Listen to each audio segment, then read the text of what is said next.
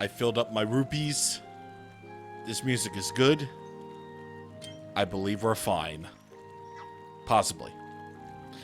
Hello there, everybody, and welcome to part 31 of Legend of Zelda Skyward Sword HD. So on the last time, we opened up the way to our proper next dungeon. So today, we're going to go through said dungeon, and let me tell you what, this dungeon is going to be something else.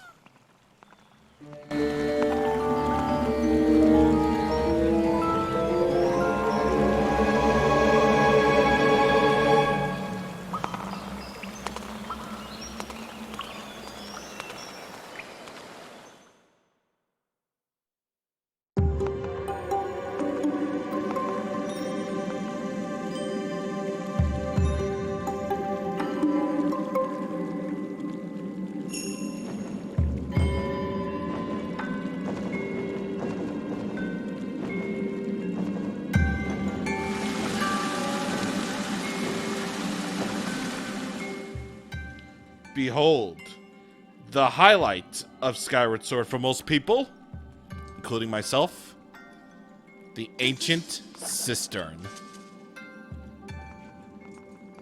I already love the theme of this dungeon already. Even though it is, like, basically kinda sorta another water temple, it's not really. It isn't really. Because this dungeon right here, we're about to have some fun in here today. We're about to have some fun. So, first things first, we're gonna open up that. Actually, no, we aren't, because we're gonna check out this first off. You can see we can go on these lily pads, of course. I mean, it's pretty obvious that the bigger ones can be used as platforms. And by swimming down here, you will be able to find monies. And that's precisely what you sort of need to do. That's probably one of your steps to further progressing, of course. And that will net you a silver rupee from that first hand. Oh god, oh god, oh crap, oh crap, oh crap. Ooh. Oh, I'm already gonna die already. I haven't even stepped one foot in this dungeon. Like, not even a foot, and already I'm like almost dead. Well, not really almost dead, but 4 hearts short. And I only have like 1 recovery, man. I only have like 1 thing of recovery, dude. Carved into the great statue are inscriptions of gratitude. They reveal the secret order of this temple.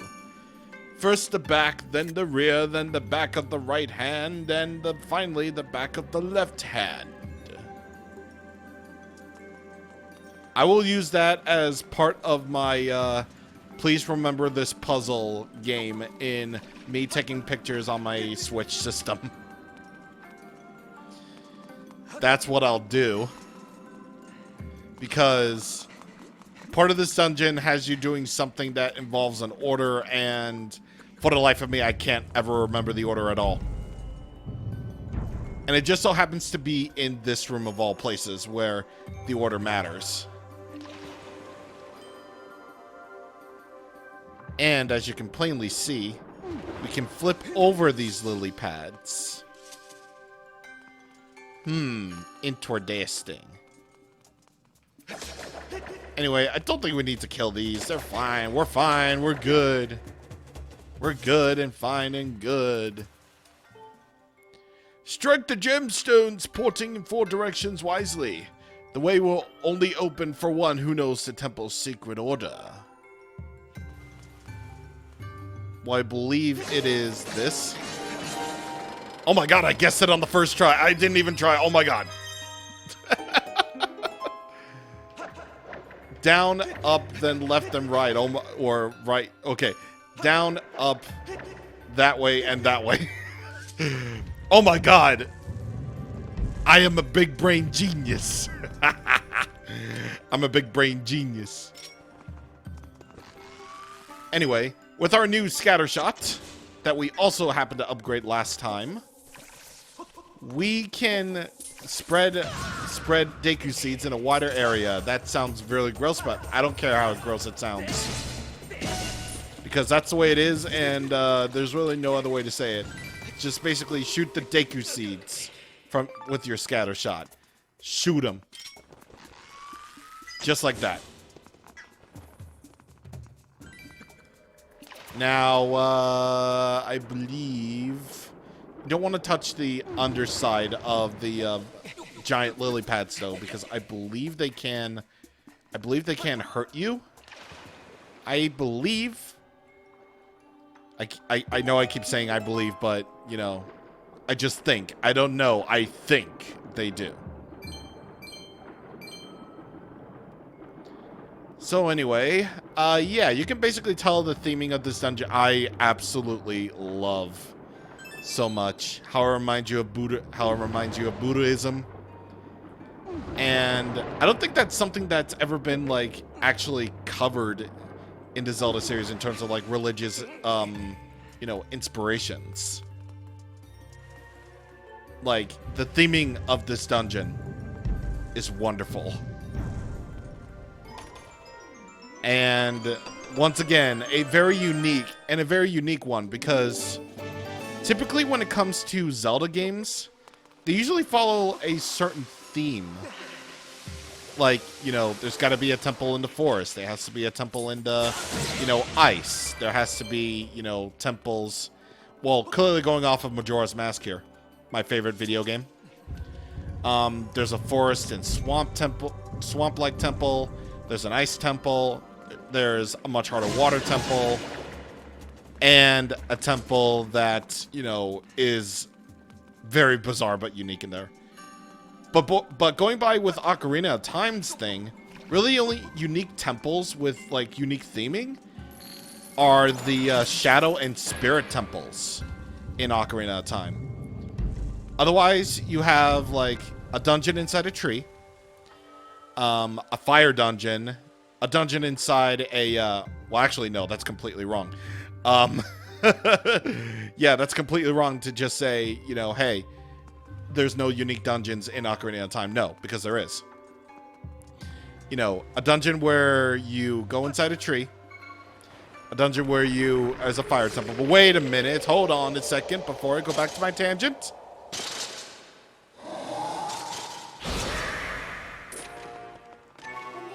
The Stallmaster!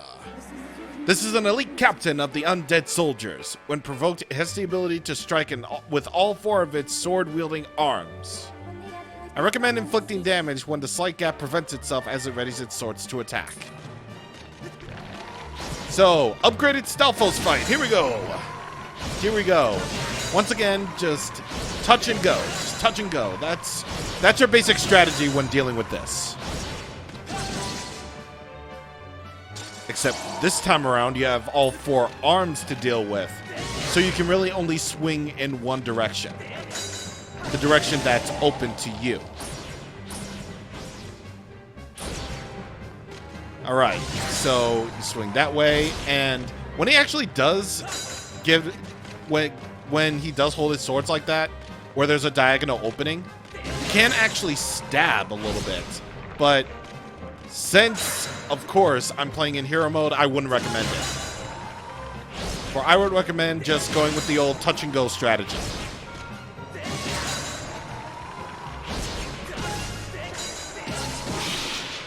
There we go. Cut his you-know-what off. I'm just saying, cut his you-know-what off. I'm just saying, bruh. I'm just saying. But anyway, after an unbelievably short time, we already have our item temple, the whip. Attached to the short end of a whip is a strange glowing sphere of light that can latch itself onto various things. If you see something you can't reach, target it with ZL and snag it with your whip. Snap! The whip is one of the best items in Skyward Sword. It's so much fun to use. And it's basically this game's version of the grappling hook. If you ever played Wind Waker. All you need to know is that in order to activate the whip, you just flick the right stick like a regular human being would do. Or if you're playing with motion controls, actually use the whip. Like, actually swing your right arm like a whip in order to use the whip. Because as we all know, we ride the whip. Anyway, I'm doing this right now just simply because we want to open up a way that goes all the way to the top of this thing. And as you can plainly see, this is where the boss key is. Or whatever they decide to call, you know, the boss key here. And we have to look for the key that lies beneath the earth. Very mysterious and very scary. Alright, so let us go all the way back up here. And we can further move on. Also, the music is very ambient, too. I really like the ambiance of the Ancient Cistern quite a bit. Like, when discussing, like, my favorite, like, tracks from Skyward Sword, I probably wouldn't put, like, any sort of dungeon theme right up there, but Ancient Cistern is just so ambient and so relaxing. I really like it. And once again, very unique dungeon for, once again, another reason why this dungeon is very unique when it comes to theming. And here you get the dungeon map. That's right here. Oh, only a few rooms left. That's easy. You know, of course, were it so easy. Alright, so, let's see. I think I know what to do next. I believe I know what to do. Which, what I want to do is, I would like oh, yes, right here. So you got that fancy new whip. What you gonna do? Flip over the lily pads. And then you can target switches that are way far out of your reach. The applications, man. The applications. They may seem simple, but applications, man. So yeah, I was talking about theming earlier. Like, with Ocarina of Time, you go into a dungeon that's inside a tree. That's kind of unique. Then you just go into, like, a standard fire dungeon. But then you go inside a fish, and that's really cool. But beyond that, like, the rest of the dungeon themes, except for the Shadow and Spirit Temple, are just probably standard ordinary fare. Like, you have a forest temple. It's obviously a forest.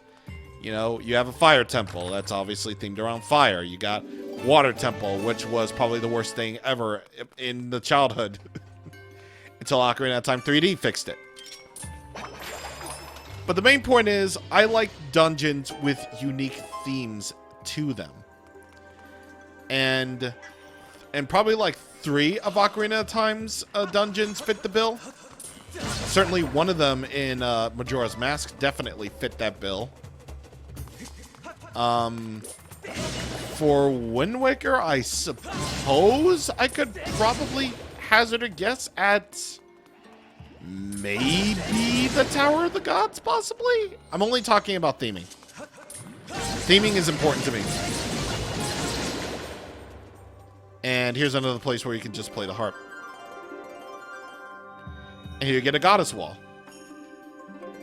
Now, I definitely need hearts, so I'm just going to draw me a big old heart right here.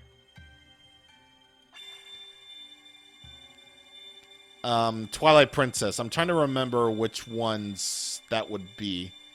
That's a terrible heart. Why is it bombs? Why is it bombs? I don't understand. Why? All right, the city in the sky. Yeah. City in the sky. Yeah. And the Temple of Time was kind of cool. Yeah, so dungeons with unique themes. I like it.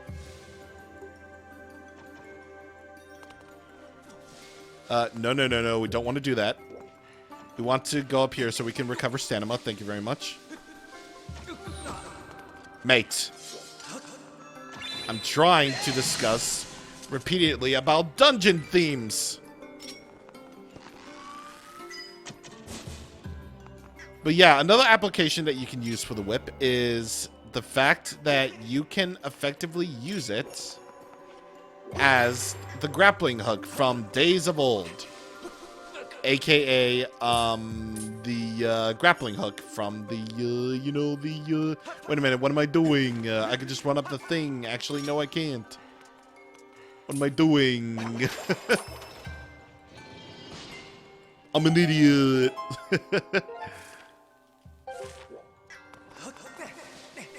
Grappling hook from Wind Waker. There, I said it. Which, obviously, this constitutes as a free grappling hook. And as we all know, grappling hooks are cool. And as we all know, dying is very not Pog. Which I don't want to do at all. I'm definitely going to have to be careful here. Because because while I did fill up my rupees, I did not do the honor of refilling like any of my potions at all. I am so dumb. But either way, we get flushed down the turlet as we continue then, shall we? And of course, here's a lovely bird statue just in case you want to autosave. Well, shoot. Here we go with this. Okay, so I have a feeling that... Oh, never mind. I guess I can just do this. Okay. Sure. I don't necessarily have to kill all of those things. Actually, do I? Do I? Yeah. The goal is to... Okay. No. The goal is to get this Skulltula to drop with the hook beetle. There we go. I remember things. And would you look at that? Items that we got early game are still being used. Who'd have thunk? Who'd have thunk that in order to make a good usable item, you could just make puzzles around them, and you could just steal. You could just steal like that. Another thing that the game tells you that you learn yourself is you can steal items with the whip. Now that is freaking cool.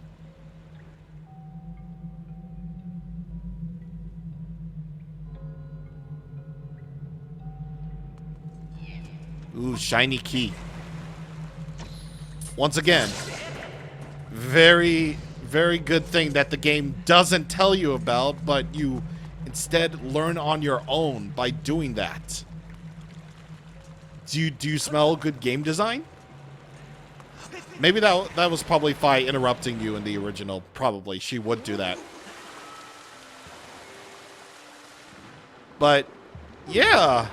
You can actually steal items using the whip. And that is a good application for this item.